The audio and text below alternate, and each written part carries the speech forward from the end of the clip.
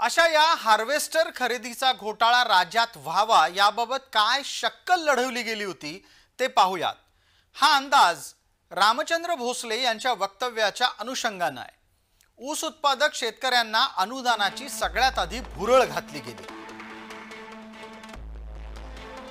यासाठी 40 लाख रुपये किमतीचा हार्वेस्टर खरेदी करावा लागेल अशी अटही घातली गेली। जर 40 लाखाचा हार्वेस्टर घेतला तर काही लाख रुपयांचं अनुदान मिळेल असं आश्वासन देण्यात आलं।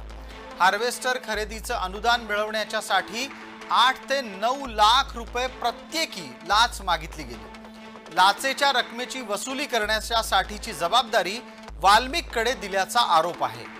महाराष्ट्रातल्या 142 शेतकऱ्यांनी प्रत्येकी सरासरी 8 लाख रुपये लाच दिली असं समजतंय आणि म्हणूनच प्राथमिक अंदाजाच्या नुसार हार्वेस्टरचं अनुदान मिळवायला राज्यभरात 11 कोटी 36 लाख रुपयांची लाच वसूल झाली आहे असा अंदाज आहे, तसा आरोप आहे।